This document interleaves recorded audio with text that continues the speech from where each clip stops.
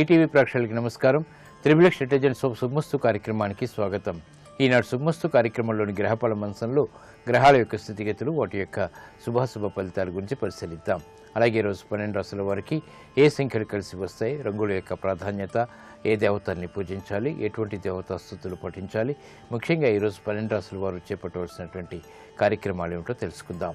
ముందుగా నేటి పంచాంగ వివరాలు. శ్రీ మన్మథనామ సంవత్సరం పుష్యమాసం, ఉత్తరాయణం, హేమంత ఋతువు. ఈరోజు పుష్య బహుళ త్రయోదశి, చాలా విశేషమైనటువంటి రోజు. శని త్రయోదశి కూడా. ఈరోజు చేపట్టేటువంటి నువ్వుల దానం, అలాగే ఏకాదశ పూర్వక రుద్రాభిషేకం, ఆవుకి చేసేటువంటి సేవాది కార్యక్రమాలు ఉత్తమ ప్రయోజనాన్ని కలిగిస్తాయి. శని ద్వారా ఏర్పడేటువంటి ప్రతికూల పరిస్థితులు దూరమవుతాయి. ఈరోజు వారం శనివారం లేదా శనివారం. ఈరోజు చేపట్టేటువంటి శని జపం, నువ్వుల దానం ఉత్తమ ఫలితాన్ని కలిగిస్తుంది. ఏలినాటి శని ద్వారా, అష్టమ శని ద్వారా, అర్ధాష్టమ శని ద్వారా ఏర్పడేటువంటి ఈతి బాధలు కనుమరుగవుతాయి. ఈ రోజు నక్షత్రం పూర్వాషాఢ నక్షత్రం. ఈ నక్షత్రంలో ఈరోజు పుట్టేటువంటి వారికి స్వల్ప దోషం. ఈ తర్వాత వచ్చేటువంటి నక్షత్రం ఉత్తరాషాఢ. ఈ నక్షత్రంలో పుట్టేటువంటి వారికి దోషం లేదు. పూర్వాషాఢ నక్షత్రంలో పుట్టేటువంటి వారికి శుక్ర మహాదశతోటి ప్రారంభమవుతుంది. ఇక ఈరోజు 12 రాశుల వారికి ఏర్పడేటువంటి శుభాశుభ ఫలితాన్ని పరిశీలిద్దాం. ముందుగా మేషరాశి.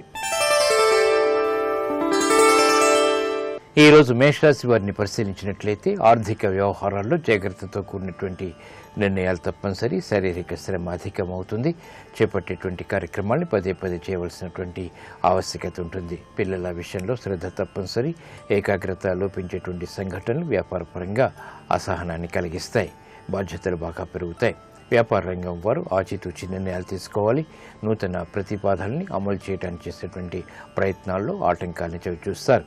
పారిశ్రామిక రంగం వారికి ఆర్థిక వ్యవహారాల్లో తీసుకున్నటువంటి నిర్ణయాల ద్వారా పారిశ్రామిక రంగం వారు ఆర్థిక వ్యవహారాల్లో జాగ్రత్తలు వహించాలి. తీసుకునేటువంటి నిర్ణయాల్లో జాగ్రత్తలు తప్పనిసరి. కార్మిక రంగం వారికి అభివృద్ధి గోచరిస్తుంది. నూతన వ్యవహారాలు ఆర్థికంగా కొంతవరకు ఊరట కలిగిస్తాయి. ఈ రోజు మీ అదృష్ట సంఖ్య 8. నీలపు వర్ణం మేలుని కలిగిస్తుంది. ప్రతికూల పరిస్థితిని దూరం చేస్తుంది. శని త్రయోదశి సందర్భంగా మేషరాశి వారు నవగ్రహ మండపంలోని శని విగ్రహానికి నల్ల వస్త్రాన్ని సమర్పించి నల్ల నువ్వులు నైవేద్యం చేయటం ద్వారా అష్టమ శని ద్వారా ఏర్పడేటువంటి ఈతి బాధలు కనుమరుగవుతాయి. ఉద్యోగ ప్రయత్నాలు ఈరోజు మీకు అనుకూలం. ఈరోజు వృషభ రాశి వారిని పరిశీలించినట్లయితే ప్రయాణాల విషయంలో జాగ్రత్తలు వహించాలి. వ్యాపార వ్యవహారాల్లో ఏర్పడినటువంటి ప్రతికూలత తగ్గుతుంది. నూతన కార్యక్రమాన్ని గృహరీత్యా ప్రారంభించగలుగుతారు. సంబంధ బాంధవ్యాల విషయంలో ఏర్పడినటువంటి విభేదాలు తగ్గుతాయి. ఆరోగ్య విషయంలో ఖర్చులు పెరుగుతాయి. వైద్య వృత్తి వారికి చేపట్టేటువంటి కార్యక్రమాల్లో అసహనం తగ్గుతుంది. నూతన బాధ్యతలు బాగా పెరుగుతాయి. అభివృద్ధికి చేపట్టేటువంటి కార్యక్రమాలు కార్మిక రంగం వారికి కలిసి వస్తాయి. వ్యాపార రంగం వారికి చేపట్టేటువంటి కార్యక్రమాల్లో ఆకస్మిక అనుకూల మార్పులు ఏర్పడతాయి, ఆనందాన్ని కలిగిస్తాయి. పారిశ్రామిక రంగం వారికి చేపట్టేటువంటి కార్యక్రమాల్లో ఏర్పడినటువంటి విభేదాలు తగ్గించుకునేటువంటి అవకాశాలకై అన్వేషించగలుగుతారు. ఈ రోజు మీ అదృష్ట సంఖ్య 6. తెలుపు వర్ణం ప్రశాంతతను పెంచుతుంది. ప్రతికూల పరిస్థితులను దూరం చేస్తుంది. శని త్రయోదశి సందర్భంగా వృషభ రాశి వారు నవగ్రహ మండపంలోని శని విగ్రహానికి జిల్లేడు పూలతో పూజించి మిరియాల అన్నం నైవేద్యంగా నివేదించడం ద్వారా ఉత్తమ ఫలితాలు లభిస్తాయి. వ్యాపార ఒప్పందాలు ఈరోజు మీకు ఊరట కలిగిస్తాయి. ఈరోజు మిథున రాశి వారిని పరిశీలించినట్లయితే అసహన పరిస్థితులు ఆర్థికంగా ఉన్నప్పటికీ నెట్టుకు రాగలుగుతారు. సంబంధ బాంధవ్యాలు వ్యాపారపరంగా కొనసాగుతాయి. వ్యవహారాల్లో చుక్కెదురు పరిస్థితుల్ని వేగవంతంగా అధిగమించగలుగుతారు. శత్రుభీతి తగ్గుతుంది. కోర్టు సంబంధిత వ్యవహారాల్లో విజయాలు కూడా సాధించగలుగుతారు. ఆర్థిక వ్యవహారాలు పారిశ్రామిక రంగం వారికి మొదట అనుకూలత, తర్వాత ప్రతికూలతను కలిగిస్తాయి. నూతన కార్యక్రమాలు వ్యాపార రంగం వారు ప్రారంభించగలుగుతారు. గృహ విషయాల్లో ఆశించినటువంటి ప్రయోజనాలు మహిళలు వెంటనే పొందలేకపోతారు. అసంతృప్తి సంఘటనల్ని అనుకూలంగా మరల్చుకోగలుగుతారు. విద్యార్థులు గట్టి కృషితో మాత్రమే రాణించగలుగుతారు. అసహన పరిస్థితులు వైద్య వృత్తి వారికి ఉన్నప్పటికీ చేపట్టేటువంటి కార్యక్రమాలపై ప్రోత్సాహం కూడా వెన్నంటి ఉంటుంది. ఈ రోజు మీ అదృష్ట సంఖ్య 3. పసుపు వర్ణం త్వరితగతిని శుభాన్ని కలిగిస్తుంది. ప్రతికూల పరిస్థితులను ఎదుర్కొనేటువంటి శక్తి సామర్థ్యాలను కలిగిస్తుంది. శని త్రయోదశి సందర్భంగా మిథున రాశి వారు శని విగ్రహానికి ముందు ఆముద్దీపం వెలిగించి జొన్న అన్నం నైవేద్యంగా నివేదించడం ద్వారా ఆర్థిక వ్యవహారాల్లో విజయాలు సాధించగలుగుతారు. విద్యా ప్రయత్నాలు ఈరోజు మీకు ఊరట కలిగిస్తాయి. ఈ రోజు కర్కాటక రాశి వారిని పరిశీలించినట్లయితే ఆర్థిక వ్యవహారాల్లో మెరుగైనటువంటి మార్పులు చోటు చేసుకుంటే ఆకస్మిక ప్రతికూల వార్తలు విస్మయాల్ని కలిగిస్తాయి. నూతన కార్యక్రమాల్ని వృత్తిపరంగా చేపట్టగలుగుతారు. బంధుప్రీతి పెరుగుతుంది. నూతన స్నేహాల ద్వారా లబ్ధి కూడా చేకూరుతుంది. కుటుంబ సఖ్యతకే చేపట్టేటువంటి కార్యక్రమాల్లో ప్రోత్సాహం లభిస్తుంది. అనుకూల పరిస్థితులు వ్యాపారపరంగా వ్యాపార రంగం వారికి కలిసి వస్తాయి. ఆదాయాన్ని పెంపొందింప చేసుకునేటువంటి మార్గాలు సులభతరమవుతాయి. పారిశ్రామిక రంగం వారికి అనిశ్చిత పరిస్థితులు కనుమరుగవుతాయి. ప్రోత్సాహం పెరుగుతుంది. నూతన బాధ్యతలు సినీ రంగం వారికి పెరుగుతాయి. క్రమశిక్షణతో కూడినటువంటి కార్యక్రమ నిర్వహణ ద్వారా విజయాలు సాధించగలుగుతారు. అభివృద్ధి కార్యక్రమాలు మహిళలు చేపట్టగలుగుతారు. సంతోష వార్తలు గృహరీత్యా ఆనందాన్ని కలిగిస్తాయి. చేపట్టేటువంటి కార్యక్రమాలు వైద్య వృత్తి వారికి కలిసి వస్తాయి. ఈ రోజు మీ అదృష్ట సంఖ్య 2. తెలుపు వర్ణం ప్రశాంతతను పెంచుతుంది. ప్రతికూల పరిస్థితిని దూరం చేస్తుంది. ఈ త్రయోదశి సందర్భంగా కర్కాటక రాశి వారు శని విగ్రహం ముందు నువ్వుల నూనె దీపం వెలిగించి వాము అన్నం నైవేద్యంగా నివేదించడం ద్వారా ఆర్థిక విజయాలు సిద్ధిస్తాయి. స్థిరాస్తి నిర్ణయాలు ఈరోజు మీకు అనుకూలం. ఈ రోజు సింహరాశి వారిని పరిశీలించినట్లయితే శత్రువులపై విజృంభించగలుగుతారు. నూతన కార్యక్రమాలు వ్యాపారీత్యా చేపట్టగలుగుతారు. గౌరవ మర్యాదలు పెంపొందింప చేసుకునేటువంటి అవకాశాలు దగ్గరవుతాయి. ఆర్థిక వ్యవహారాల్లో ఏర్పడినటువంటి విభేదాలు తగ్గుతాయి. నూతన కార్యక్రమాన్ని గృహరీత్యా ప్రారంభించగలుగుతారు. క్రమశిక్షణ ఆరోగ్యపరంగా కొనసాగుతుంది. వ్యాపార రంగం వారికి చేపట్టేటువంటి కార్యక్రమాల్లో ప్రోత్సాహం లభిస్తుంది. అభివృద్ధికి చేపట్టేటువంటి కార్యక్రమాలు ఆర్థికంగా కలిసి వస్తాయి. నూతన కార్యక్రమాలను పారిశ్రామిక రంగం వారు చేపట్టగలుగుతారు. వైద్య వృత్తి వారికి అనుకూల పరిస్థితులు ఏర్పడతాయి. ఫ్యాషన్ డిజైనింగ్ రంగంలో పురోగవృద్ధి గోచరిస్తుంది. నూతన అవకాశాలు సినీ రంగం వారికి దగ్గరవుతాయి. అభివృద్ధికి చేపట్టేటువంటి కార్యక్రమాలు ఉద్యోగస్తులకి ఆనందాన్ని కలిగిస్తాయి. ఉన్నతికి చేపట్టేటువంటి కార్యక్రమాల్లో కూడా ప్రోత్సాహం లభిస్తుంది. ఈ రోజు మీ అదృష్ట సంఖ్య 4. నలుపు వర్ణం ప్రశాంతతను పెంచుతుంది. ప్రతికూల పరిస్థితులను దూరం చేస్తుంది. శని త్రయోదశి సందర్భంగా సింహరాశి వారు శని విగ్రహం ముందు నల్ల నువ్వులతో దీపారాధన చేసి నల్ల నువ్వులు నివేదన చేయడం ద్వారా శని ద్వారా ఏర్పడేటువంటి అతి ప్రతికూలత తగ్గుతుంది. వాహన కొనుగోళ్లు వంటివి ఈరోజు మీకు అనుకూలం. ఈ రోజు కన్యారాశి వారిని పరిశీలించినట్లయితే సాహస నిర్ణయాలు పనికి వస్తాయి. చేపట్టేటువంటి కార్యక్రమాల్లో ప్రోత్సాహం లభిస్తుంది. నూతన బాధ్యతలు పెరిగినప్పటికీ సక్రమ నిర్వహణ కొనసాగించగలుగుతారు. స్థిరాస్తి విషయాల్లో జాగ్రత్తలు పాటించాలి. సంభాషణల విషయంలో కూడా జాగ్రత్తలు తప్పనిసరి. అభివృద్ధికి చేపట్టేటువంటి కార్యక్రమాలు పారిశ్రామిక రంగం వారికి బలాన్ని చేకూరుస్తాయి. ఆశించినటువంటి ప్రయోజనాల్ని వెంటనే పొందగలుగుతారు. వ్యాపార రంగం వారికి అనుకూల పరిస్థితులు వృత్తిపరంగా చోటు చేసుకుంటాయి. సంబంధ బాంధవ్యాలు గృహరీత్యా మహిళలకు లభిస్తాయి. నూతన కార్యక్రమాల్లో ప్రోత్సాహం లభిస్తుంది. విద్యార్థులు విదేశీ సంబంధిత విద్యకే చేపట్టేటువంటి కార్యక్రమాల్లో సఫలీకృతులవుతారు. నూతన బాధ్యతలు సినీ రంగం వారికి పెరుగుతాయి. ఈ రోజు మీ అదృష్ట సంఖ్య 5. ఆకుపచ్చ వర్ణం రక్షణకి దోహదపడుతుంది.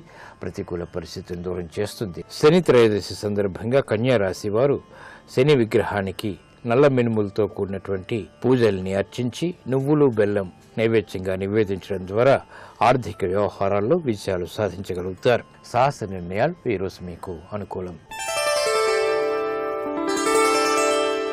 ఈ రోజు తులారాశి వారిని పరిశీలించినట్లయితే ఆరోగ్య విషయంలో జాగ్రత్తలు పాటించాలి. ఆర్థిక వ్యవహారాల్లో ఏర్పడినటువంటి విభేదాలు తగ్గుతాయి. నూతన కార్యక్రమాన్ని గృహరీత్యా ప్రారంభించగలుగుతారు. బాధ్యతలతో కూడినటువంటి కార్యక్రమ నిర్వహణ వ్యాపార రంగం వారికి కలిసి వస్తుంది. అభివృద్ధి అన్ని రంగాల వారికి దగ్గరవుతుంది. మానసిక రుగ్మతలు తగ్గుతాయి. ఆర్థిక వ్యవహారాల్లో మెరుగైనటువంటి మార్పులు పారిశ్రామిక రంగం వారికి లభిస్తాయి. నూతన కార్యక్రమాన్ని వ్యాపార రంగం వారు ప్రారంభించగలుగుతారు. పురోగవృద్ధి ఆనందాన్ని కలిగిస్తుంది. సాహస నిర్ణయాల ద్వారా మహిళలు ఆశించినటువంటి ప్రయోజనాలను పొందగలుగుతారు. పిల్లల అభివృద్ధి ఆనందాన్ని కలిగిస్తుంది. కుటుంబ సఖ్యత పెరుగుతుంది. చేపట్టేటువంటి కార్యక్రమాలు వైద్య వృత్తి వారికి కలిసి వస్తాయి. గతంలో కన్నా మెరుగైనటువంటి పరిస్థితులు వృత్తిలో ఆనందాన్ని కలిగిస్తాయి. ఈ రోజు మీ అదృష్ట సంఖ్య 8. నలుపు వర్ణం ప్రశాంతతను పెంచుతుంది. ప్రతికూల పరిస్థితిని దూరం చేస్తుంది. శని త్రయోదశి సందర్భంగా తులారాశి వారు శని విగ్రహాన్ని నీలిరంగు పుష్పాలతో అలంకరించి నల్ల నువ్వులు అన్నం నైవేద్యంగా నివేదించడం ద్వారా ఏలినాటి శని ద్వారా ఏర్పడేటువంటి దోషాలు తొలగుతాయి. ప్రశాంతత పెరుగుతుంది. ఉద్యోగ ప్రయత్నాలు ఈరోజు మీకు అనుకూలం. ఈ రోజు వృశ్చిక రాశి వారిని పరిశీలించినట్లయితే ఆర్థిక వ్యవహారాల్లో మెరుగైనటువంటి మార్పులు చోటు చేసుకుంటాయి. ప్రమాదకర పరిస్థితుల నుంచి బయటికి రాగలుగుతారు. చేపట్టేటువంటి కార్యక్రమాలపై ఏకాగ్రతకై చేసేటువంటి ప్రయత్నాలు కలిసి వస్తాయి. నూతన ఒప్పందాలు వ్యాపార పరంగా లాభిస్తాయి. గృహ సంబంధిత కార్యక్రమాలు ప్రోత్సాహాన్ని పెంపొందింపచేసుకునేటువంటి అవకాశాలు, సంఘటనలు చోటు చేసుకుంటాయి. ఆర్థిక వ్యవహారాల్లో మెరుగైనటువంటి మార్పులు వ్యాపార రంగం వారికి లభిస్తాయి. నూతన కార్యక్రమాలు పారిశ్రామిక రంగం వారు చేపట్టగలుగుతారు. గతంలో చేసినటువంటి పొరపాట్లు సవరించుకునేటువంటి అవకాశాలు దగ్గరవుతాయి. క్రమశిక్షణ ఆర్థికంగా వైద్య వృత్తి వారికి కొనసాగుతుంది. చేపట్టేటువంటి కార్యక్రమాలు ప్రోత్సాహాన్ని కలిగిస్తాయి. అభివృద్ధికి చేపట్టేటువంటి కార్యక్రమాలు విద్యార్థులకి ఆనందాన్ని కలిగిస్తాయి. ఈ రోజు మీ అదృష్ట సంఖ్య 3. పసుపు వర్ణం త్వరితగతిన శుభాన్ని కలిగిస్తుంది. శుభ వార్తను తెచ్చిపెడుతుంది. శని త్రయోదశి సందర్భంగా వృశ్చిక రాశి వారు శని విగ్రహం ముందు ఆముద దీపం వెలిగించి ఉలువలు నివేదన చేయడం ద్వారా క్లిష్ట సమస్యలకు పరిష్కారాలు లభిస్తాయి. జన్మశని ద్వారా ఏర్పడేటువంటి ప్రతికూలత తగ్గుతుంది. ఆరోగ్య రుగ్మతలు దూరమవుతాయి. విద్యా ప్రయత్నాలు ఈరోజు మీకు అనుకూలం. ఈ రోజు ధనుస్సు రాశి వారిని పరిశీలించినట్లయితే అలంకరణకి ప్రాధాన్యతనిస్తారు. శోభతో కూడినటువంటి కార్యక్రమ నిర్వహణ గృహపరంగా ఆనందాన్ని కలిగిస్తుంది. నూతన కార్యక్రమాన్ని గృహరీత్యా చేపట్టగలుగుతారు. అదృష్ట సంఘటనల్ని ఆహ్వానించగలుగుతారు. శుభవార్తలు వింటారు. పారిశ్రామిక రంగం వారికి ఆర్థిక పురోగవృద్ధి గోచరిస్తుంది. నూతన కార్యక్రమాలను చకచకా పూర్తి చేయగలుగుతారు. వ్యాపార రంగం వారికి ఆర్థిక బలం చేకూరుతుంది. గృహ సంబంధిత కార్యక్రమాల్లో మహిళలకి ప్రోత్సాహం లభిస్తుంది. స్వతంత్ర నిర్ణయాలకి ఉపక్రమించగలుగుతారు. అభివృద్ధి ఆర్థికంగా కార్మిక రంగం వారికి లభిస్తుంది. న్యాయవాద వృత్తి వారికి చేసినటువంటి పొరపాట్లు సవరించుకునేటువంటి అవకాశాలు దగ్గరవుతాయి. ఆదాయం పెరుగుతుంది. సినీ రంగం వారికి ప్రోత్సాహం లభిస్తుంది. ఈ రోజు మీ అదృష్ట సంఖ్య 5. ఆకుపచ్చ వర్ణం రక్షణకి దోహదపడుతుంది. ఆహ్లాద పరిస్థితుల్ని కలిగిస్తుంది. శని త్రయోదశి సందర్భంగా ధనుస్సు రాశి వారు శని విగ్రహానికి నల్ల వస్త్రాన్ని సమర్పించి ఉప్పు నివేదన చేయడం ద్వారా ఆర్థిక వ్యవహారాల్లో విజయాలు సిద్ధిస్తాయి. స్థిరాస్తి కొనుగోలు వంటివి ఈ రోజు మీకు అనుకూలం. ఈ రోజు మకర రాశి వారిని పరిశీలించినట్లయితే వ్యయం పెరుగుతుంది. ఆదాయాన్ని పెంపొందింపచేసుకోలేకపోతారు. క్లిష్ట సమస్యలకు ప్రయత్నపూర్వకంగా మాత్రమే పరిష్కారాలు పొందగలుగుతారు. అభివృద్ధి ఆర్థికంగా ఉన్నప్పటికీ అసహన పరిస్థితులు కూడా వెన్నంటి ఉంటాయి. ఆర్థిక ఆరోగ్య క్రమశిక్షణ లోపిస్తుంది. వృత్తిలో అభివృద్ధికి చేపట్టేటువంటి కార్యక్రమాల్లో విఘ్నాలను కూడా చవిచూస్తారు. పారిశ్రామిక రంగం వారు జాగ్రత్తతో కూడినటువంటి నిర్ణయాల ద్వారా మాత్రమే వృత్తిపరంగా విజయాలు సాధించగలుగుతారు. వ్యాపార రంగం వారికి ఆర్థిక అసహన పరిస్థితులు ఉన్నప్పటికీ నెట్టుకు రాగలుగుతారు. విద్యార్థులకి గట్టి కృషి తప్పనిసరి. నూతన కార్యక్రమాలు మహిళలు ప్రారంభించినప్పటికీ విఘ్నాల్ని కూడా చవిచూస్తారు. వైద్య వృత్తి వారికి చేపట్టేటువంటి కార్యక్రమాలు ప్రోత్సాహాన్ని కలిగిస్తాయి. ఆర్థిక వ్యవహారాల్లో మాత్రం జాగ్రత్తలు వహించాలి. ఈ రోజు మీ అదృష్ట సంఖ్య 2. తెలుపు వర్ణం ప్రశాంతతను పెంచుతుంది. ప్రతికూల పరిస్థితిని దూరం చేస్తుంది. శని త్రయోదశి సందర్భంగా మకర రాశి వారు శని విగ్రహాన్ని నువ్వుల నూనెతో అభిషేకం చేసి నల్ల వస్త్రాన్ని అలంకరించడం ద్వారా చేపట్టేటువంటి కార్యక్రమాల్లో ప్రోత్సాహం లభిస్తుంది. రాజకీయ నిర్ణయాలు ఈరోజు మీకు అనుకూలం. ఈరోజు కుంభరాశి వారిని పరిశీలించినట్లయితే ఆర్థిక వ్యవహారాల్లో మెరుగైనటువంటి మార్పులు చోటు చేసుకుంటే ఆరోగ్య విషయంలో జాగ్రత్తలు పాటించాలి. రాజకీయ వ్యవహారాల్లో చుక్కెదురు పరిస్థితుల్ని అధిగమించలేకపోతారు. నూతన బాధ్యతలు వృత్తిపరంగా చోటు చేసుకుంటే అభివృద్ధికి చేపట్టేటువంటి కార్యక్రమాల్లో ఆర్థిక విజయాలు క్రమక్రమంగా మాత్రమే సాధించగలుగుతారు. పారిశ్రామిక రంగం వారికి అభివృద్ధి గోచరిస్తుంది. సహనంతో కూడినటువంటి విజయాలు సాధించగలుగుతారు. వ్యాపార రంగం వారికి ఆర్థిక అసహనం తగ్గుతుంది. సఖ్యత పెరుగుతుంది. శత్రువులు మిత్రులవుతారు. చేపట్టేటువంటి కార్యక్రమాలు గృహిణులకు ఆనందాన్ని కలిగిస్తాయి. విద్యార్థులు శుభవార్తలు వింటారు. ఉద్యోగస్తులకి చేపట్టేటువంటి ప్రయత్నాలు ఫలిస్తాయి. ఉన్నతి లభిస్తుంది. ఆనందకర పరిస్థితులు ఏర్పడతాయి. ఈ రోజు మీ అదృష్ట సంఖ్య 8. నీలపు వర్ణం మేలుని కలిగిస్తుంది. ప్రతికూల పరిస్థితిని దూరం చేస్తుంది. శని త్రయోదశి సందర్భంగా కుంభరాశి వారు శని విగ్రహానికి నీలపు వస్త్రాన్ని సమర్పించి నల్ల నువ్వుల్ని నివేదన చేయడం ద్వారా వ్యవహారాల్లో చుక్కెదురు పరిస్థితుల్ని అధిగమించగలుగుతారు. ఆరోగ్య రక్షణ ఏర్పడుతుంది. స్థిరాస్తి నిర్ణయాలు ఈ రోజు మీకు లాభిస్తాయి. ఈ రోజు మీనరాశి వారిని పరిశీలించినట్లయితే ఆర్థిక వ్యవహారాల్లో మెరుగైనటువంటి మార్పులు చోటు చేసుకుంటే ప్రయాణాల విషయంలో జాగ్రత్తలు వహించాలి. రాజకీయ వ్యవహారాలు కలిసి వస్తాయి. నూతన కార్యక్రమాలను గృహరీత్యా ప్రారంభించగలుగుతారు. ఉద్యోగ సంబంధిత కార్యక్రమాల్లో ప్రోత్సాహం లభిస్తుంది. కార్మిక రంగం వారికి చేపట్టేటువంటి కార్యక్రమాలు ప్రోత్సాహాన్ని కలిగిస్తాయి.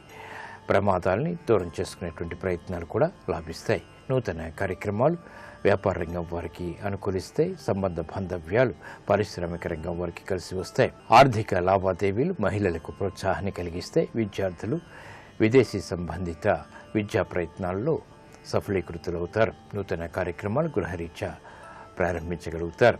ఈ రోజు మీ అదృష్ట సంఖ్య 3. పసుపు వర్ణం త్వరితగతిన శుభాలను కలిగిస్తుంది. శని త్రయోదశి సందర్భంగా మీనరాశి వారు శని విగ్రహాన్ని నీలరంగు పుష్పాలతో అలంకరించి ఉప్పు నివేదన సమర్పించడం ద్వారా వ్యవహారాల్లో ఏర్పడినటువంటి ప్రతికూలత తగ్గుతుంది. విజయాలు వేగవంతమవుతాయి. విద్యా ప్రయత్నాలు ఈరోజు మీకు అనుకూలం.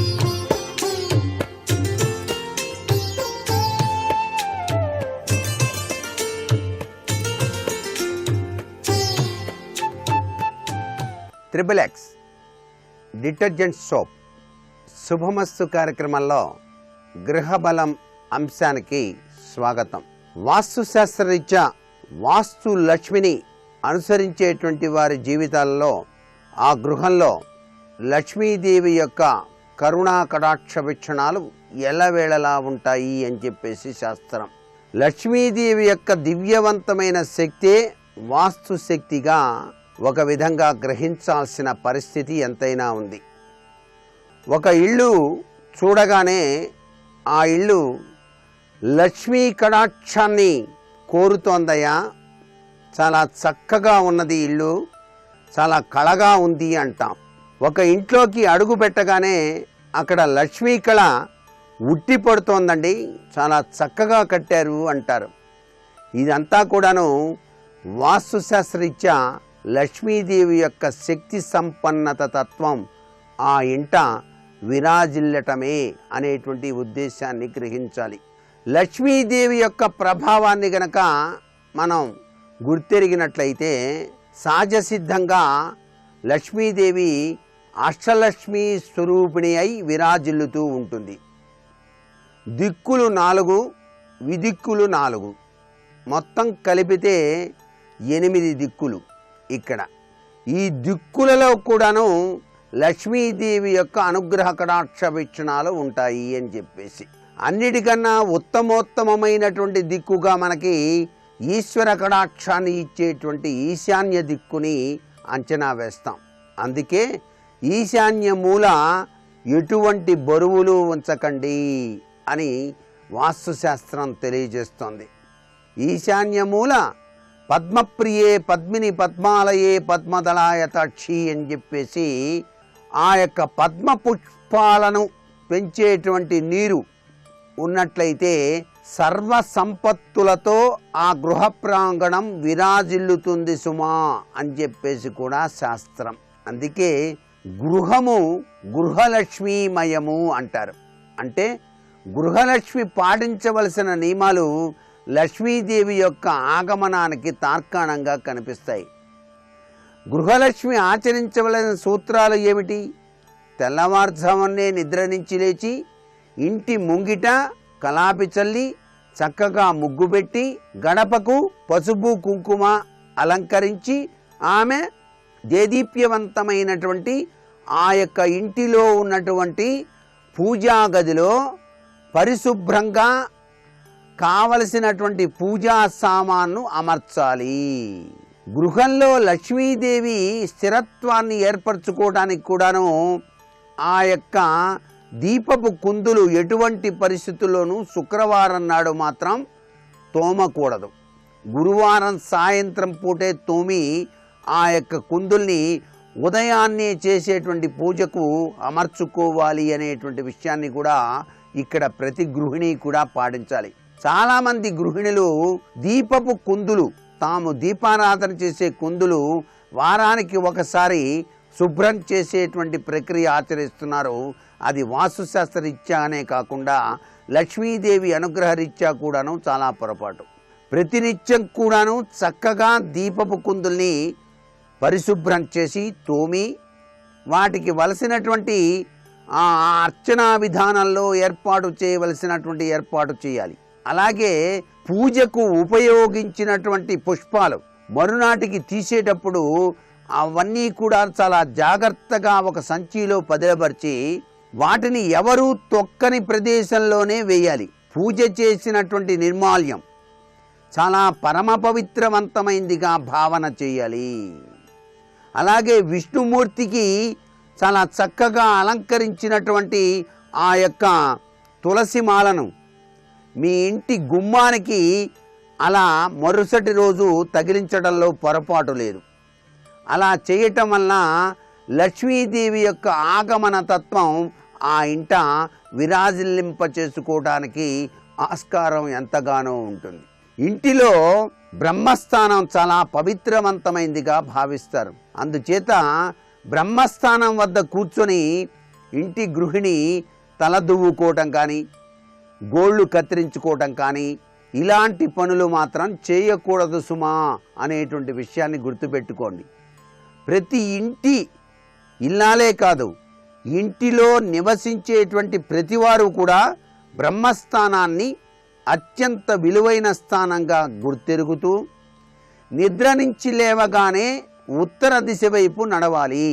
అది కుబేర స్థానంగా చెప్పబడుతుంది కాబట్టి ఆ కుబేర స్థానంలో నడిచి నమస్కృతాంజలి ఘటించి తదుపరే సూర్య భగవానుడు ఉదయించేటువంటి తూర్పు వైపు నడిచి నమస్కృతాంజలి గనక ఘటించినట్లయితే నమస్కారంలో సంస్కారం ఉంటుంది. ఏ వ్యక్తికైనా జీవితంలో అభివృద్ధి పదంలో పయనించాలి అంటే భగవంతుడు ప్రసాదించిన ఈ రెండు చేతులు కూడాను నమస్కారం చేస్తూ తూర్పు దిశగా తిరిగి ఎవరైతే ఆచరణీయోగ్యమైన ప్రభావాన్ని కలిగింపచేస్తారో ఆ ఇంటిలో లక్ష్మీదేవి కళకళలాడుతుంది సుమా అని అర్థం. నమస్కారం చేసేటప్పుడు కూడాను ఈ రెండు చేతులు కూడాను పాలభాగం వరకు వెళ్ళాలి. తర్వాత తల వంచి నమస్కారం చెయ్యాలి. ఇది అసలు సిసలైన నమస్కార పద్ధతి. అందుచేతనే మనకి ప్రతి ఒక్క విషయంలో కూడాను నమస్కారంలో దాగిన పరమార్థాన్ని చెబుతూ అర్చన అంతా అయిపోయిన తర్వాత కూడాను ఆత్మ ప్రదక్షిణ నమస్కారం అని చెప్పేసి చివరిలో చేసేటువంటి విధి విధానం కూడా ఆచరిస్తూ ఉన్నాం. అంతేకాకుండా గృహం ఎప్పుడూ కూడాను పరిశుభ్రంగా ఉన్నట్లయితే లక్ష్మీదేవి కళకళలాడుతూ కనిపిస్తుంది. అందుచేత ప్రతి బుధవారం ఇంటిలో బూజు పట్టకుండా పరిశుభ్రంగా తుడవాలి, వాటిని తొలగించాలి. పనికిరాని వస్తువులు ఏవైనా ఉన్నట్లయితే వాటన్నిటినీ కూడాను పాత సామాన్ల వాడికి వేయటం చాలా మంచిది.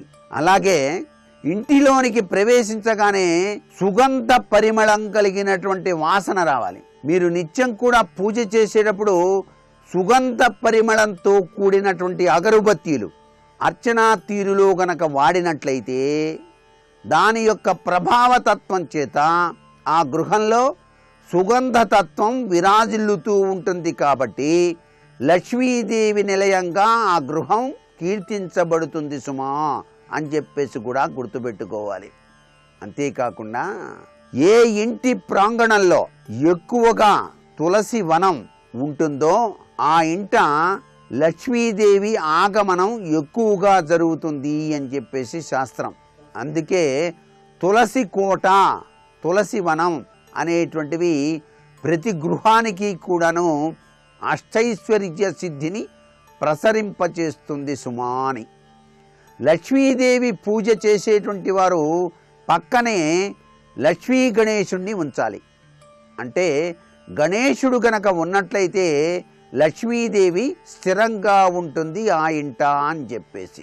దవనం ఉంది చూసారా, ఆ దవనంతో గనక మీరు గనక వీలైతే ప్రతి శుక్రవారం గనక లక్ష్మీదేవిని గనక ఆరాధన చేస్తే చెప్పలేనంత ఆనందతత్వం ఆ గృహానికి వచ్చి తీరుతుంది. అది ఆనంద నిలయంగా ప్రఖ్యాతి వహిస్తుంది.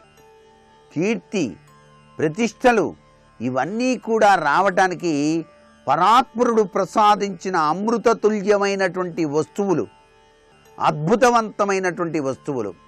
ఏ ఇంట పూజా మందిరంలో దక్షిణావృత శంఖం ఉంటుందో ఆ శంఖంలో నీళ్లు పోసి బొట్టు పెట్టి ఒక చిన్న పువ్వు పెట్టి నమస్కృతాంజలు ప్రతినిత్యం కూడాను జరుగుతాయో ఆ ఇంట లక్ష్మీదేవి స్థిరత్వాన్ని ఏర్పరచుకుంటుంది సుమా అనేటువంటి విషయాన్ని గుర్తుపెట్టుకోవాలి. ఇవన్నీ కూడా అదృష్టలక్ష్మికి నాంది పలుకుతాయి. అందుకనే శంఖం చాలా అదృష్ట యోగాన్ని ప్రసరింపజేస్తుంది సుమా అని చెప్పేసి గుర్తుపెట్టుకోండి. ఏది ఏమైనప్పటికీ అష్టలక్ష్మి వైభవంతో తొలతూగడానికి స్త్రీలు ఆచరించేటువంటి వైభవలక్ష్మీ వ్రతం కూడా సహకరిస్తుంది. ఇది గృహానికి దేదీప్యవంతమైనటువంటి లక్ష్మీ కటాక్షానికి నాంది పలుకుతుంది అనేటువంటి విషయాన్ని కూడా గుర్తెరుగుతూ మరికొన్ని ముఖ్య విషయాలు రేపటి శుభమస్తు కార్యక్రమంలో తెలుసుకుందామా? మరి సర్వే జనా సుఖినో భవంతు.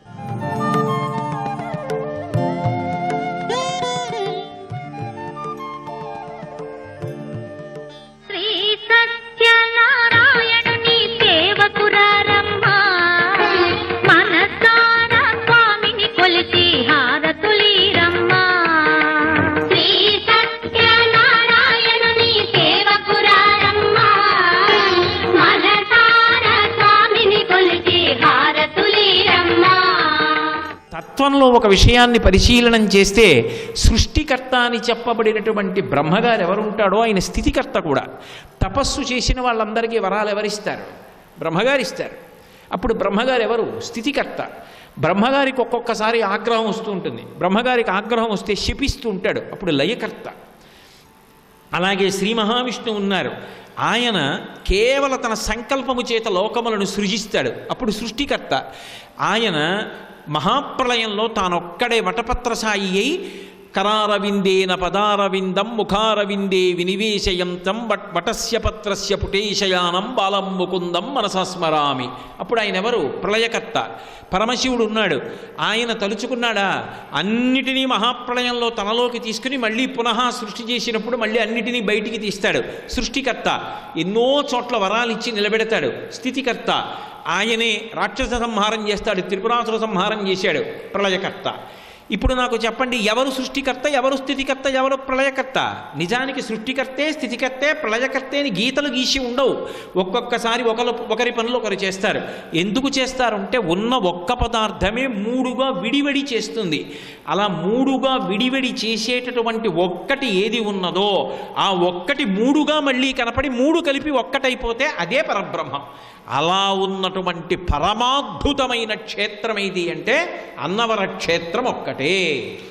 ఎందుకని? ఎక్కడైనా ఓ శివాలయం ఉండొచ్చు, విశ్వాలయం ఉండొచ్చు. అన్నవరంలో చక్రాకృతిలో బ్రహ్మగారు ఉన్నాడు, పైన స్తంభాకృతిలో పరమశివుడు ఉన్నాడు, పైన ఉన్నటువంటి బిందువు మీద శ్రీమన్నారాయణ స్వరూపంగా సత్యనారాయణ స్వామి ఉన్నారు.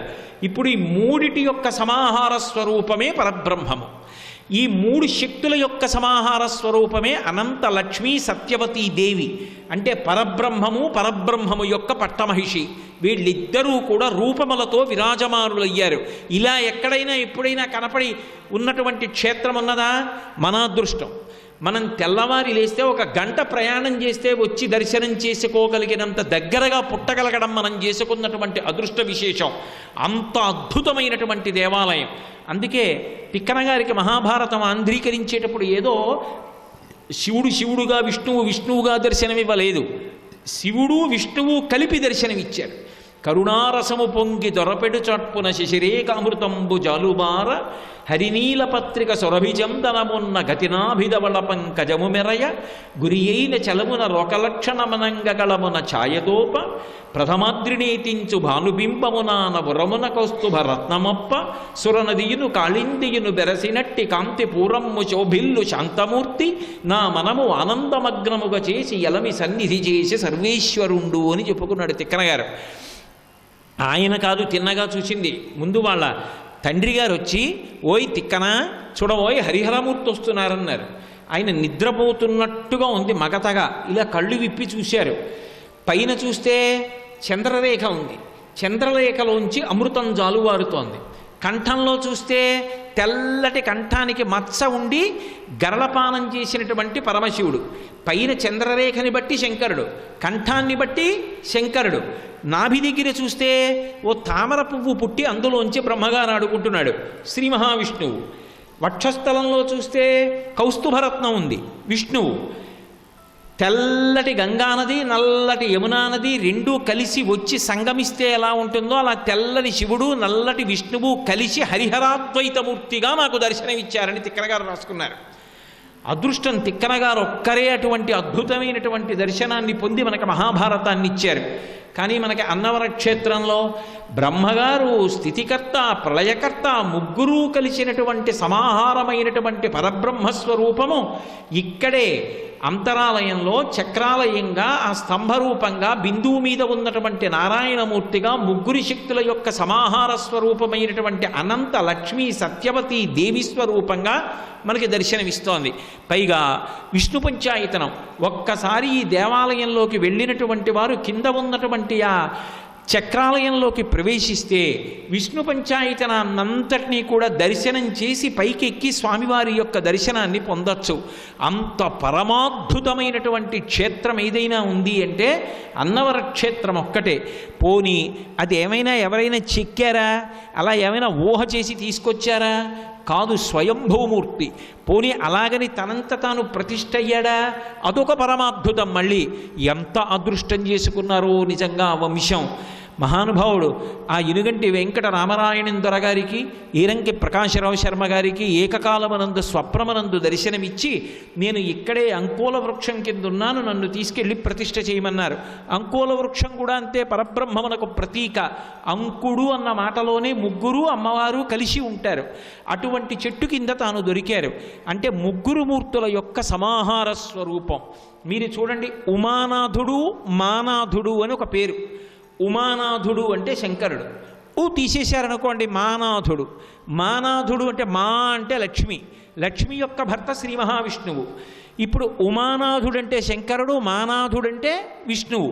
ఉమానాథుడైతే బిల్వదళం, మానాథుడైతే తులసీదళం, అంతే తేడా. తప్పించి అంతకు మించి అక్కడ ఏ విధమైనటువంటి భేదము ఉండదు. ఉన్నది ఒక్క పరబ్రహ్మస్వరూపమే. అన్నవరం సత్యనారాయణ స్వామి వారి యొక్క పూజలో విశేషం ఏమిటంటే మారేడు దళము వాడతారు, తులసి దళము వాడతారు, రెండూ వాడతారు. నామాలు చెప్పేటప్పుడు మీరు పరిశీలించండి. శంకరాయ నమః అనొక నామం, 108 సత్యనారాయణ స్వామి వారి నామాలలో శంకరాయ నమః అని ఒక నామం ఉంది. అలాగే గజాసుర సంహారం చేసినవాడా అని ఒక నామం ఉంది. గజాసుర సంహారం చేసినవాడు శంకరుడు. అలాగే విష్ణునామాలు ఉన్నాయి. శివకేశవ భేదం లేకుండా ఉన్నది ఆపరబ్రహ్మమే శివుడుగా, విష్ణువుగా, బ్రహ్మగా కూడా ప్రకాశిస్తోందనేటటువంటి అష్టోత్తర శతనామావళి కలిగినటువంటి ఏకైక దేవాలయం. తులసీ దళాలతోటి, మారేడు దళాలతోటి రెండిటితోటి కూడా పూజింపబడేటటువంటి ఏకైక దేవాలయం ఉన్నది. పరమాద్భుతమైనటువంటి క్షేత్రం అన్నవరం శ్రీ వీరవెంకట సత్యనారాయణ స్వామి వారి యొక్క దేవస్థానం. అంత గొప్ప దేవాలయంలో చాలా చాలా విశేషం ఏమిటి అంటే ఒక్కొక్క దేవాలయానికి ఒక్కొక్క విశేషం ఉంటుంది. అది ప్రాచుర్యంలో ఉంటుంది. మిగిలినవి లేవని కాదు, కానీ ఉన్నా అది ప్రాచుర్యంలో ఉంటుంది. అది ఒక్కొక్క దేవాలయ వైభవం అలా ఉంటుంది. మీకు నేను ఒక ఉదాహరణ చూపించాలంటే వైకోం అనొక క్షేత్రం. ఆ వైకోం అనేటటువంటి క్షేత్రంలో మహాదేవుడికి అంటే పరమశివుడికి విందులు చేస్తారు. అదక్కడ ఆచారం. మహాదేవుడు ప్రసన్నుడవ్వాలనుకున్నారనుకోండి, అనేకమైనటువంటి మధుర పదార్థాలుండి అక్కడికి వెళ్ళి వచ్చినటువంటి భక్తులందరికీ కూడా విందు చేస్తారు. వైకోంలో విందు చేస్తే పరమేశ్వరుడు సంతోషిస్తాడు. రామేశ్వరం వెడితే కాశీ నుండి తీసుకొచ్చినటువంటి గంగతో అభిషేకం చేస్తారు. కాశీ వెడితే రామేశ్వరం నుంచి తీసుకొచ్చినటువంటి ఇసుక గంగానదిలో కలుపుతారు. అలాగే గురువాయూరు వెడితే నారాయణీయం పారాయణ చేస్తారు. పళని క్షేత్రానికి వెడితే కావడి పట్టుకుంటారు. అలాగే త్రిపట్రియార్ అని చెప్పి ఒక క్షేత్రం ఉంది. ఆ క్షేత్రానికి వెడితే తుపాకీలో మందుగుండు కూరి ఇస్తారు. ఓసారి తుపాకీ పేల్చాలి. నేను కూడా వెళ్ళాను క్షేత్రానికి. నేను వెళ్ళేటప్పటికి దేవాలయం తలుపులు మూసుంటే ఓ గంట కూర్చుని తర్వాత తుపాకీలో మందుగుండు కూరి ఇచ్చాక ఓసారి పెద్ద చప్పుడు వస్తుంది, టాప్ అని. ఆ తుపాకీ పేల్చాలి. తుపాకీ పేలిస్తే లోపల ఉన్నటువంటి స్వామి ప్రీతి చెందుతాడు. త్రిపట్రియార్ క్షేత్రానికి అది ప్రఖ్యాతి. అలాగే త్రిశూర్ అని ఒక క్షేత్రం ఉంది. గురువాయూరు క్షేత్రానికి వెళ్లే ముందే వస్తుంది రైల్వే స్టేషను. ఆ త్రిశూరు క్షేత్రంలో శివలింగం ఉంటుంది. కొన్ని వందల సంవత్సరాల క్రితం అభిషేకం చేసినటువంటి ఆవు నెయ్యి శివలింగం మీద పేరుకుపోయి ఉంటుంది. అది ఇవాల్టిది కాదు, 800-900 సంవత్సరాల క్రితం అభిషేకం చేసిన ఆవు నెయ్యి. విచిత్రం ఏమిటంటే అది వేడెక్కదు, కరగదు. ఒక్క చీమ కానీ ఈగ కానీ అంతరాలయంలో ఉన్నటువంటి అంత పెద్ద నీతి ముద్ద మీద వాలదు. కానీ మనం తీసుకెళ్ళి నెయ్యి అభిషేకం చేయడానికి ఒప్పుకోరు. అక్కడ అర్చకత్వం చెయ్యాలి అంటే సంవత్సరంలో 6 నెలలు. అర్చకుడు అర్చకత్వం చేయడానికి దేవాలయంలో ప్రవేశిస్తుంటే చక్రవర్తి సింహాసనం మీదకు వస్తున్నప్పుడు మేళతాళాలతో ఎలా వస్తాడో అలా తీసుకొస్తారు. దేవాలయంలోనే ఉండిపోవాలి. 6 నెలలు ఉండిపోయి అర్చన చేస్తారు. ఆయన చేత్తో చేస్తాడు అభిషేకం. మనం డబ్బు కడితే వాళ్లే పట్టుకెళ్ళి ఇస్తారు.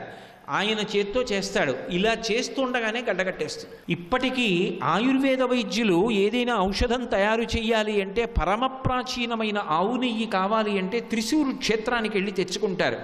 అదే నెయ్యి ఆకు దొన్నెలో ఇంత ముద్ద వేసి మనకి ప్రసాదం ఇస్తారు. ఇలా చేతిలో పట్టుకోగానే కరిగిపోతుంది. త్రిశూరు క్షేత్రంలో ఆవు నెయ్యి అభిషేకం ఒక ప్రత్యేకత. తిరుమల వెంకటేశ్వర స్వామి వారి విషయంలో హుండీ ప్రత్యేకత. ఆపదముక్కుల వాడని ఎవరైనా సరే ఆ స్వామిని ఒక్కసారి ఎక్కడ ఉండి తలుచుకోండి, కాపాడతాడు. ఆపదముక్కుల వాడని పట్టుకెళ్ళి హుండీలో వేస్తూ ఉంటారు. ఒక్కొక్క క్షేత్రంలో ఒక్కొక్కటి ప్రఖ్యాతి వహిస్తూ ఉంటుంది. అంత మాత్రం చేత మిగిలినవి ప్రఖ్యాతి లేనివని నిర్ధారించకూడదు. కానీ ఒక్కొక్కటి ప్రఖ్యాతిగా ఉంటుంది. అన్నవర క్షేత్రానికి ఎన్నో ప్రత్యేకతలు ఉన్నాయి. అందులో ఒక ప్రధానమైనటువంటి ప్రత్యేకత స్వామివారి వ్రతం. సత్యనారాయణ స్వామివారి వ్రతం అంటే అంత ప్రఖ్యాతి వహించింది. కొంగు బంగారం. కొత్తగా పెళ్లి చేసుకోనివ్వండి, ఆ కొంగుముడితోటే దేవాలయానికి వచ్చేసి వ్రతం చేసుకుని ఇంటికి వెళ్ళిపోతారు. ఎక్కడైనా గృహప్రవేశం చేయనివ్వండి, సత్యనారాయణ వ్రతం. ఉద్యోగం వచ్చింది, సత్యనారాయణ వ్రతం. ఏదో ఓ వాహనం కొనుక్కున్నాడు, సత్యనారాయణ వ్రతం. ఏదో మనసు చీకాకుగా ఉంటుంది, కలిసి రావట్లేదు, సత్యనారాయణ వ్రతం. కలిసి వచ్చింది, సత్యనారాయణ వ్రతం. బాధగా ఉంది, సత్యనారాయణ వ్రతం. సంతోషంగా ఉంది, సత్యనారాయణ వ్రతం. దేనికైనా ఔషధం సత్యనారాయణ వ్రతం. అంత ప్రఖ్యాతి పొంది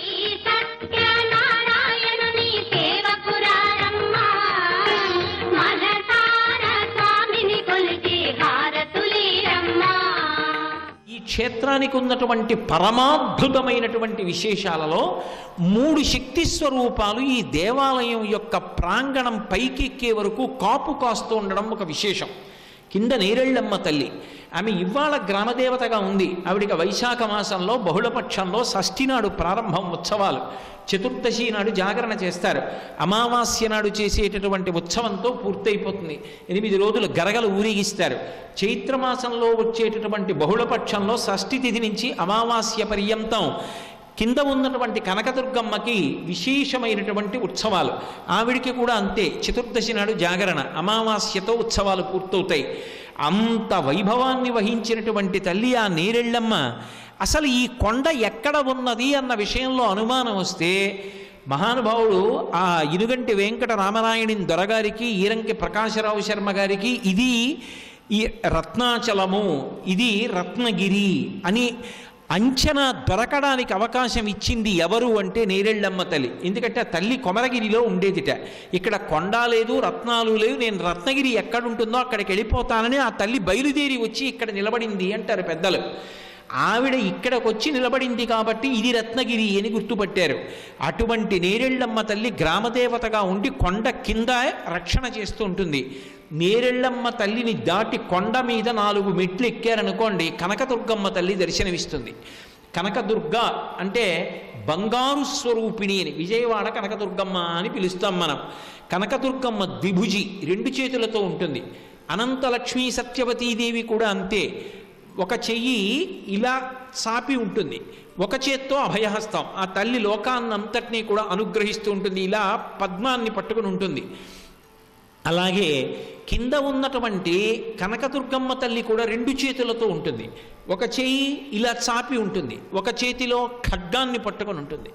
దుర్గాదేవి ఎక్కడైనా ఉంది అంటే వాళ్ళ అదృష్టవంతులు. అన్నవర క్షేత్రానికి ఉన్నటువంటి వైభవం ఏమిటో తెలుసా? బహుశः నాకు తెలిసినంత వరకు ఎక్కడా ఇటువంటి క్రమం ఉండదు. ఒకటి, ఆ శక్తి స్వరూపిణి తనంత తాను కదిలి వచ్చి కొండ కింద నిలబడినటువంటి నేరెళ్ళమ్మ తల్లి గ్రామదేవతగా కాపు కాస్తూ ఉంటుంది. కొద్ది మెట్లెక్కగానే కనకదుర్గమ్మ కనపడుతుంది. దుర్గా అన్న మాటలోనే అంత శక్తి ఉంటుంది. ఆవిడ ఏం చేస్తుంటుంది అంటే దుఃఖాత్ గమయతేతి, ఆవిడ దుఃఖాన్ని పోగొడుతుంది. అందుకే పెద్దలు ఇప్పటికీ ఒక పని చేస్తారు. నిద్ర లేవగానే భూమికి నమస్కారం చేసి నిలబడి 3 మాటలు దుర్గా దుర్గా దుర్గా అంటారు అని పని మొదలు పెడతారు. దుర్గానామం చెప్పకుండా ఏ పని చెయ్యరు. నిద్ర లేచి నేల మీద నిలబడితే ఒక్కసారి దుర్గా దుర్గా దుర్గా అంటారు. ఎందుకని అంటే ఒక్కసారి దుర్గమ్మని తెలిచినంత మాత్రం చేత ఆమె దుఃఖాన్ని దూరం చేస్తుంది. అంత గొప్ప శక్తివంతురాలు. తిరుగులేని శక్తి స్వరూపాలలో ఒకటి దుర్గమ్మ. తంత్రశాస్త్రంలో ఏం చెప్తారంటే విష్ణు స్వరూపాల్లో పరిపూర్ణావతారం శ్రీకృష్ణావతారం. శ్రీకృష్ణావతారం పరిపూర్ణావతారం అన్న మాటకు అర్థం ఏమిటంటే అన్ని అవతారములలో ఉండేటటువంటి తేజస్సుని కూడా తనలోకి తీసుకోగలిగినటువంటి చైతన్యము కృష్ణావతారమునందుంది. అందుకని దాన్ని పరిపూర్ణావతారం అంటారు. విష్ణువు యొక్క అవతారములలో శ్రీకృష్ణావతారము ఎంత శక్తివంతమో పరిపూర్ణావతారమో, అమ్మవారి యొక్క అవతార విశేషముల యందు అంత పరిపూర్ణత్వము కలిగినటువంటి లక్షణమున్నది ఎవరు అంటే దుర్గమ్మ. అందుకే దుర్గా దుర్గా దుర్గా అంటే చాలు ఆవిడ రక్షణ చేస్తుంది. దుర్గమాసురుడు అనేటటువంటి రాక్షసుణ్ణి సంహరించింది. అంతేకాదు దుర్గతిం గమయతి దురయతీతి సా దుర్గా, దుర్గతులు పొందకుండా కాపాడుతుంది. అంటే దుష్టమైన ఆలోచనలు మనసులో బాగా స్థిరపడిపోయి చెయ్యరాని తప్పులు చేసి ఆ తప్పుల వలన పాపం మూట కట్టుకొని శరీరం పడిపోయిన తరువాత కొన్ని కోట్ల జన్మలు మళ్ళీ తిరియక్కుగా, అంటే భూమికి అడ్డంగా వెన్నుపా ఉండేటటువంటి ప్రాణిగా పుట్టవలసినటువంటి దౌర్భాగ్యాన్ని పోగొట్టి మంచి ఆలోచనలనిచ్చి మంచి కార్యాలు చేసేటట్టుగా మనిషిని తీర్చిదిద్దగలిగినటువంటి భావ ప్రచోదన చెయ్యగలిగినటువంటి బుద్ధి ప్రచోదన శక్తికి దుర్గా అని పేరు. అందుకే కాత్యాయనాయ విద్మహే కన్యాకుమారి ధీమహి తన్నో దుర్గి ప్రచోదయాత్ అంటారు. ప్రచోదయాత్ అన్న మాటకు అర్థం ఏమిటంటే మా బుద్ధులను ప్రేరేపించుగాక. ఆమె మన బుద్ధుల్ని ప్రేరేపిస్తుంది. దేని వైపు? దుర్గతి వైపు నుండి తప్పించి సద్గతి వైపుకి నడిపిస్తుంది. పైగా దుర్గ ఎక్కడ ఉంటుందో అక్కడ నిర్భీతి, భయం ఉండదు. అందుకే భయహారిణి అని పేరు. భయాన్ని పోగొట్టగలిగినది దయాసముద్రము. అంతటి కారుణ్యము కలిగినటువంటి తల్లి ఎవరు అంటే దుర్గమ్మ. అందుకే ఎవరు పాపాత్మలో వారికి భయంకర స్వరూపంతో ఉగ్రమైన లక్షణంతో కనపడుతుంది. పరమ భాగవతోత్తములైనటువంటి వారికి కన్న తల్లిలా కాపాడుతుంది. అటువంటి దుర్గమ్మని పోతనగారంతటి వారు కీర్తించారు. అటువంటి తల్లి చేత ఖడ్గం పట్టుకుని కింద కూర్చుని ఉంటుంది విభుజి అయి. ఆమె కనకదుర్గమ్మ మహాప్రసన్నమూర్తి. అటువంటి తల్లికి నమస్కారం చేసి కొండ మెట్లు ఎక్కుతారు. కొన్ని వందల మెట్లో వేల మెట్లో ఎక్కవలసిన అవసరం లేకుండా కొండ శిఖరం చేరడానికి అవకాశం కలిగినటువంటి పరమాద్భుతమైనటువంటి క్షేత్రములలో అగ్రగణ్యమైనటువంటి క్షేత్రం ఏదైనా ఉంటే అది అన్నవర క్షేత్రం. ఎందుకంటే నేరెళ్ళమ్మ దర్శనం చేసి కనకదుర్గమ్మ దర్శనం చేసి మెట్లెక్కి ఇక్కడికి రావచ్చు. వచ్చేటప్పుడు వనదుర్గ కనపడుతుంది. వనదుర్గ పరమాద్భుతమైనటువంటి స్వరూపం. నన్ను నమ్మండి, అన్నవర గ్రామంలో నివసించేటటువంటి ప్రజలు మహాదృష్టవంతులు. నేను ఎందుకు ఈ మాట అంటున్నానో తెలుసా? అసలు వనదుర్గా స్వరూపం వనమునందు ప్రతిష్ఠ చేయబడినది కానీ వనమునందున్నది కానీ కనపడడమే కష్టం. అసలు అలా ఉండదు. ఎక్కడైనా వనదుర్గని ప్రతిష్ఠ చెయ్యొచ్చు, కానీ అసలు వనదుర్గా తత్వం గురించి చెప్తూ పెద్దలు ఒక మాట అంటారు. వనదుర్గా హోమం చేస్తూ ఉంటే వాడేటటువంటి మంత్రములు, ఆ శబ్దములు అంత శక్తివంతంగా ఉంటాయి. అందుకే కొన్ని అధ్యాయాలు దాటిన తరువాత 6వ నెల దాటిపోయినటువంటి గర్భిణీ స్త్రీ ఉంటే వినవద్దంటారు. ఆ శబ్దములు అలా ఉంటాయి. అంత గొప్పగా ఉంటుంది వనదుర్గ హోమం. ఆ తల్లి వనమునందు ప్రతిష్ఠింపబడుతుంది, వనమునందు నివాసం ఉంటుంది. ఆవిడకి ఒక విచిత్రమైన లక్షణం. ఆమె ఎందుకు అలా ఉంటుంది? ఆమె భయహారిణి అయి ఉంటుంది. వనదుర్గ ఎక్కడైనా ఉంది అంటే భయం పోయిందని గుర్తు. ఎప్పుడైనా వనదుర్గ దర్శనం చేశాడనుకోండి, వాడిని తరువుకొచ్చేస్తున్నటువంటి ఆపద ఏదైనా ఉంటే ఆవిడ పక్కకి తీసేస్తుంది, వాడు భయపడవలసిన అవసరాన్ని తీసేస్తుంది. వనమునందున్నది అన్న మాటకి 2 అర్థాలు. వనము భయహేతువు, ఒక్కటే గుర్తుపెట్టుకోండి. మనందరం ఊళ్ళో ఉంటాం. అదే నేను మంచి అరణ్యం మధ్యలో ఒక గొప్ప భవనం కట్టి, అయ్యా మీరు వెళ్ళి అందులో ఉండండి అన్నాను అనుకోండి, నేను ఏమీ మీరు ఇవ్వక్కర్లేదు ఉచితంగా ఉండండి అన్నా ఎవరు వెళ్ళి ఉండరు. ఎందుకు ఉండరు? అమ్మో అది కీకారుణ్యం అండి, అరణ్యంలో ఎక్కడుంటామండి అంటారు. అరణ్యము భయహేతువు.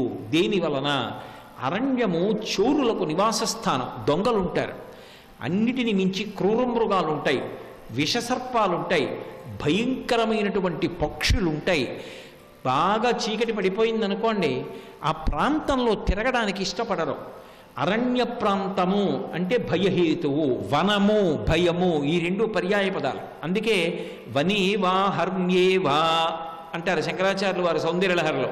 అమ్మవారి అనుగ్రహం పొందిన వాడికి హర్మ్యంలో ఉన్నా వనంలో ఉన్నా ఒక్కటే. వనదుర్గ అన్న మాటకు అర్థం ఏమిటో తెలుసా? ఆవిడ కాని ఉన్నదా వనమునందు ఉన్నా భయం లేదు.